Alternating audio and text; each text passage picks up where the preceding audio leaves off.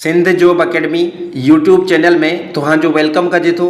हाणे अॼु जे हिन लेक्चर में पाण पढ़ंदासीं 1973 वारो कॉन्स्टिट्यूशन आइन जेको असांखे ॾिनो ज़ुल्फ़कार अली भुट्टो साहब। त ही टॉपिक तमामु अहम आहे। अक्सर इन मंझां इन टॉपिक मां IBA क्वेश्चन्स खणंदो आहे, त मां कोशिशि कंदुसि तमामु ईज़ी वे सां ऐं कॉन्सेप्चुअल तरीक़े सां तव्हांखे ही टॉपिक सम्झायां। त वीडियो खे आख़िर ताईं ॾिसो। हाणे असां वटि जेको पहिरियों क्वेश्चन आहे, चवे थो वेन वाज़ द कॉन्स्टिट्यूशन ऑफ 1973 इनफोर्स्ड। चवे थो 1973 वारे आइन खे कॾहिं लागू कयो वियो। त हिते जेको करेक्ट आंसर आहे उहो आहे ऑप्शन नंबर ए 14 अगस्त 1973। त यादि रखो 1973 वारे आइन खे 14 अगस्त 1973 में लागू कयो वियो। हाणे ही जेको आइन आहे 1973 वारो, इनखे कंहिं ॾिनो?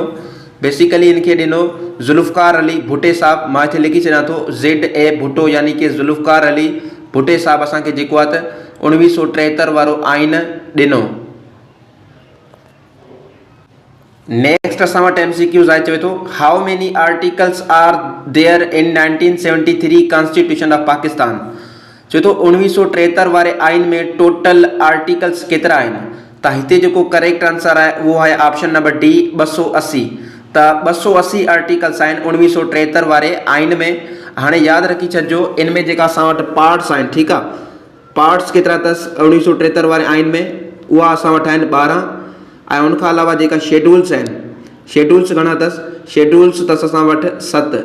त 1973 वारे आइन में 280 आर्टिकल्स आहिनि, 12 पार्ट्स अथसि ऐं शेड्यूल घणा अथसि? 7।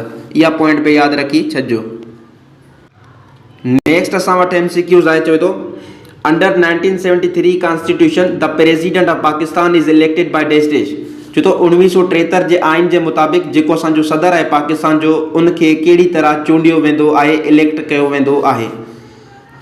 ऑप्शन ए असां वटि आहे नेशनल असेंबली, ऑप्शन बी आहे प्रोविंशियल असेंबलीज़। हाणे प्रोविंशियल असेंबलीज़ जो मतिलबु आहे सूबाई असेंबलियूं, ठीकु आहे, जेका पाकिस्तान जा 4 सूबा आहिनि उन्हनि जूं असेंबलीज़ आहिनि। ऑप्शन सी आहे सीनेट, यानी कि upper house of Pakistan. Option D असां वटि आहे ऑल अबोव मेंशन्ड, मतिलबु कि जेके मथियां ऑप्शन्स आहिनि उहे सभई। त यादि रखो हिते जेको करेक्ट आंसर आहे उहो आहे option number D all above mentioned. त जेको असांजो सदर आहे, ठीकु आहे, उनजी इलेक्शन जे लाइ छा थींदो आहे? नेशनल असेंबली, जेको पाकिस्तान जो लोअर हाउस आहे, उन मां बि वोटिंग थींदी आहे। प्रोविंशियल असेंबलीज़ जेका पाकिस्तान जो 4 असेंबलीज़ आहिनि, ठीकु आहे, उन मां बि वोटिंग थींदी आहे। सीनेट जेको पाकिस्तान जो अपर हाउस आहे, उन मां बि वोटिंग थींदी आहे। त यादि रखो जेका प्रेसिडेंट जी वोटिंग हूंदी आहे उनखे सॾियो वेंदो आहे इलेक्टोरल कॉलेज। इलेक्टोरल कॉलेज, इन्ही इलेक्शन खे, इन्ही वोटिंग खे सॾियो वेंदो आहे इलेक्टोरल कॉलेज। त हिते जेको करेक्ट ऑप्शन आहे उहो आहे option number D. Next MCQs आहे असां वटि how many articles are there in 1973 constitution of Pakistan. हाणे ही क्वेश्चन रिपीट थी वियो आहे। हिन में जेको करेक्ट आंसर आहे 280 आहे। क्वेश्चन नंबर नेक्स्ट आहे। चवे थो Islam was declared state religion of Pakistan in which constitution. कहिड़े आइन में इस्लाम खे जेको आहे त रियासती मज़हब करार ॾिनो वियो? त उहो बेसिकली ॾिनो वियो 1973 वारे आइन में। ऑप्शन सी हिते करेक्ट आहे। नेक्स्ट MCQs आहे अकॉर्डिंग टू 1973 कॉन्स्टिट्यूशन हु elects the prime minister of Pakistan. 1973 जे आइन जे मुताबिक़ वज़ीर आज़म पाकिस्तान खे केरु इलेक्ट कंदो आहे? त यादि रखो वज़ीर आज़म खे इलेक्ट कंदी आहे नेशनल असेंबली, क़ौमी असेंबली, जंहिंखे पाण लोअर हाउस बि चवंदा आहियूं, पार्लियामेंट जो। नेक्स्ट MCQs आहे under 1973 constitution of Pakistan head of government is dash dash. चवे थो 1973 जे आइन जे मुताबिक़ गवर्नमेंट जो हेड केरु आहे, वॾो केरु आहे? त यादि रखो गवर्नमेंट जो मतिलबु हूंदो आहे हुकूमत। त हुकूमत जो वॾो केरु हूंदो आहे? उहो हूंदो आहे असां वटि प्राइम मिनिस्टर। प्राइम मिनिस्टर यानी कि वज़ीर आज़म। त हेड ऑफ गवर्नमेंट हूंदो आहे प्राइम मिनिस्टर, वज़ीर आज़म। ऐं जेकॾहिं तव्हांखां पुछे हेड ऑफ स्टेट यानी कि रियासत जो वॾो, त रियासत जो जेको वॾो हूंदो आहे उहो वरी केरु हूंदो आहे? उहो असां वटि हूंदो आहे प्रेसिडेंट। नेक्स्ट MCQs आहे हू ड्राफ्टेड द कॉन्स्टिट्यूशन ऑफ 1973 इन पाकिस्तान। जो तो 1973 वारो जेको आइन आहे उहो असांखे कंहिं तैयार करे ॾिनो, त बेसिकली उहो असांखे तैयार करे ॾिनो ज़ुल्फ़िकार अली भुट्टो साहब। ऑप्शन ए हिते करेक्ट आहे। नेक्स्ट MCQs आहे according to the 1973 constitution what is the term of the office of president. जो तो 1973 जे आइन जे मुताबिक़ जेको असांजो सदर हूंदो आहे उहो केतिरा साल सदर रही सघे थो पियो, त हिते जेको करेक्ट आंसर आहे उहो आहे ऑप्शन नंबर ए 5 इयर्स। सदर खे इलेक्ट कयो वेंदो आहे, प्रेसिडेंट खे इलेक्ट कयो वेंदो आहे 5 सालनि लाइ। ऑप्शन ए हिते करेक्ट आहे। नेक्स्ट MCQs आहे असां वटि, चए थो which kind of system of government was introduced in 1973 constitution. त ही सुवाल असांखे चवे थो 1973 जे आइन जे मुताबिक़ पाकिस्तान में कहिड़ी गवर्नमेंट जो सिस्टम इंट्रोड्यूस करायो वियो। त यादि रखो उहा असां वटि जेका गवर्नमेंट आहे उहा आहे पार्लियामेंट्री फॉर्म ऑफ गवर्नमेंट। हाणे यादि रखो जेको असांजो 1956 वारो आइन हुयो उनमें बि छा हुयो, पार्लियामेंट्री फॉर्म ऑफ गवर्नमेंट हुई। ऐं जेको असांजो 1962 वारो हुयो, ठीकु आहे, 1962 वारो जेको आइन हुयो उनमें जेको आहे कहिड़ी फॉर्म ऑफ गवर्नमेंट हुई, प्रेसिडेंशियल फॉर्म ऑफ गवर्नमेंट हुई। लेकिन हिते जेको करेक्ट आंसर आहे उहो आहे ऑप्शन नंबर बी, त पार्लियामेंट्री फॉर्म ऑफ गवर्नमेंट के इंट्रोड्यूस करायो वियो 1973 जे आइन में। हाणे नेक्स्ट MCQs असां वटि आहे what is the term of national assembly of Pakistan. चए थो जेका नेशनल असेंबली असांजी पाकिस्तान जी आहे, ठीकु आहे, जंहिंखे लोअर हाउस सॾियो वञे थो, उन जो टर्म केतिरो आहे। त यादि रखो पाकिस्तान में हर 5 सालनि बाद इलेक्शन थींदा आहिनि, इन जे करे जेको आहे त नेशनल असेंबली जेका पाकिस्तान जी आहे उन जो टर्म छा हूंदो आहे, उन जो टर्म हूंदो आहे 5 साल। हाणे यादि रखो नेशनल असेंबली में असांजा MNAs सिलेक्ट थींदा आहिनि, ठीकु आहे, 5 सालनि जे लाइ। ऑप्शन ए हिते करेक्ट आहे। उनखां पोइ नेक्स्ट क्वेश्चन असां वटि चए थो the senate of Pakistan was under the constitution of dash dash.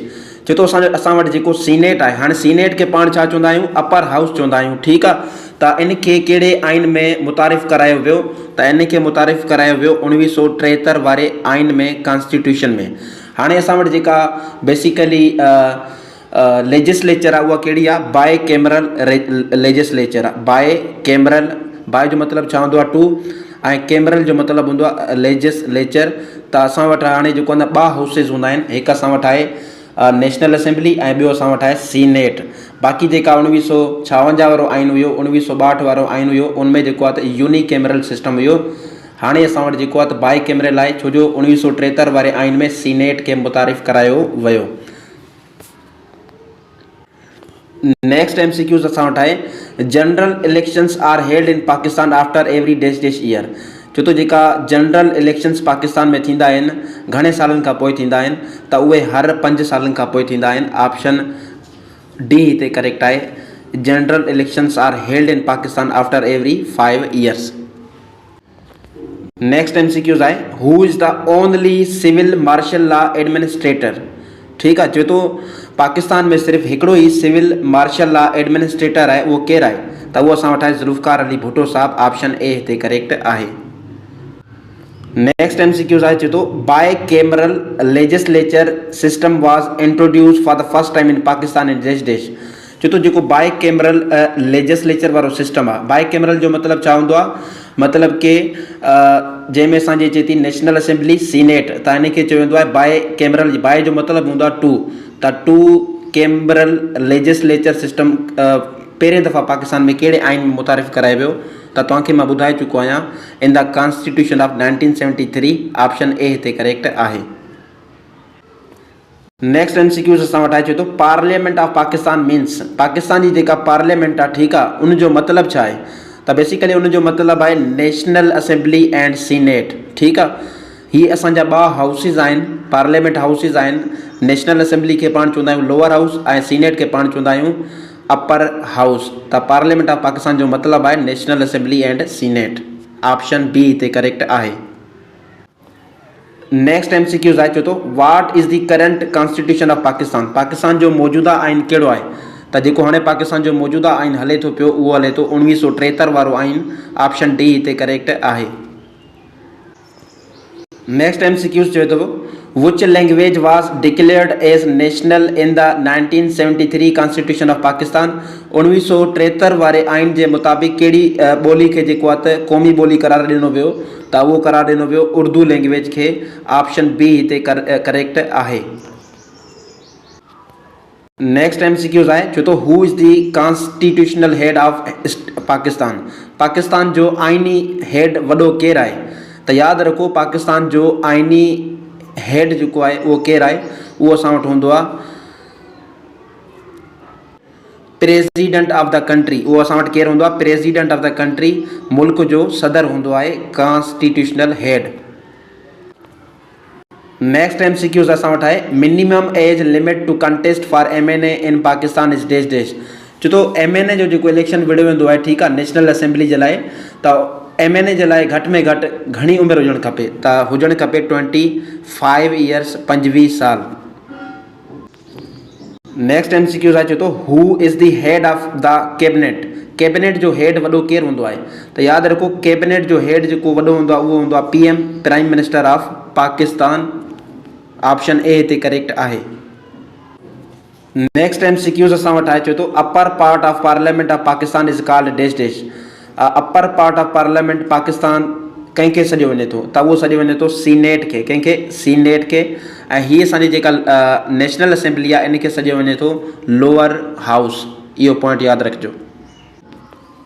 Next MCQs आहे चवे थो president and prime minister must be Muslim in which constitution of Pakistan. छो तो पाकिस्तान जे कहिड़े आइन में चयो वियो आहे त सदर ऐं वज़ीर अज़म खे मुस्लमान हुजणु खपे? त उहो चयो वियो आहे 1973 कॉन्स्टिट्यूशन में, 1973 वारे आइन में। नेक्स्ट MCQs आहे चवे थो what age was prescribed for the president in 1973 constitution. छो तो 1973 जे आइन जे मुताबिक़ सदर जी उमिरि केतिरी हुजणु खपे? त उहा हुजणु खपे 45 ईयर्स। ऑप्शन सी हिते करेक्ट आहे। नेक्स्ट MCQs आहे हू इंट्रोड्यूस्ड इस्लामाइजेशन इन पाकिस्तान। पाकिस्तान में इस्लामाइजेशन जेको आहे त कंहिं मुतारिफ़ करायो इनखे? त उहो करायो basically general Mohammad Ziaul Haq. Option B हिते करेक्ट आहे।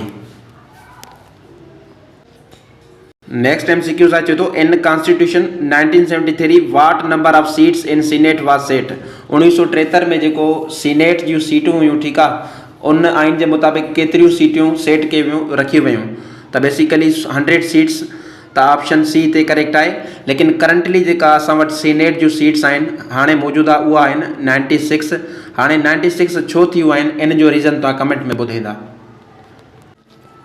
नेक्स्ट MCQs आहे चवे थो how many schedules are there in 1973 constitution of Pakistan. Pakistan जे 1973 वारे आइन में केतिरा शेड्यूल्स आहिनि? त उनमें 7 शेड्यूल्स आहिनि। ऑप्शन डी हिते करेक्ट आहे। नेक्स्ट MCQs तमामु अहम आहे name the parliament of Pakistan. Pakistan जी पार्लियामेंट जो नालो छा आहे? त पाकिस्तान जी पार्लियामेंट जो नालो आहे मजलिस शूरा। ऑप्शन सी हिते करेक्ट आहे।